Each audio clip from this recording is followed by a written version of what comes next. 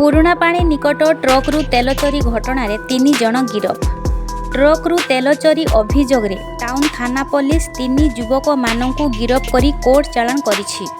ଶନିବାର ବିଳମ୍ବିତ ରାତିରେ ରାଇରଙ୍ଗପୁର ଟାଉନ୍ ଥାନା ଅଞ୍ଚଳ ପୁରୁଣାପାଣି ନିକଟ ମୁଖ୍ୟ ମାର୍ଗରେ ଲୁହାପଥର ବୋଝେଇ ଟ୍ରକ୍କୁ ରାସ୍ତା କଡ଼ରେ ରଖି ଚାଳକ ଶୋଇଯାଇଥିଲା। ସେହି ସମୟରେ ଦୁର୍ବୃତ୍ତମାନେ ଟ୍ରକ୍ ମଧ୍ୟରୁ ତେଲ ଚୋରି କରିନେଇଥିଲେ। ଏହାପରେ ଦୁର୍ବୃତ୍ତମାନେ ଏକ ନାଲି ରଙ୍ଗର ଅଲ୍ଟୋ କାରରେ ଖସି ପଳାଇଥିଲେ। ରବିବାର ଦିନ ଟ୍ରକ୍ ମାଲିକ ରାଇରଙ୍ଗପୁର ଟାଉନ୍ ଥାନାରେ ଲିଖିତ ଅଭିଯୋଗ କରିଥିଲେ। ମଙ୍ଗଳବାର ଦିନ ଘଟଣାରେ ଟାଉନ୍ ପୋଲିସ ଚୋରା ତେଲ କିଣିଥିବା ବଡ଼ଗାଁର ବ୍ୟକ୍ତି ସହ ତେଲ ଚୋରିରେ ସମ୍ପୃକ୍ତ ରାଇରଙ୍ଗପୁର ସହର ଠାକୁରାଣୀ ବେଡ଼ା ଗାଁର 2 ଯୁବକକୁ ଗିରଫ କରି କୋର୍ଟ ଚାଲାଣ କରିଥିବା ସୂଚନା ମିଳିଥିଲା।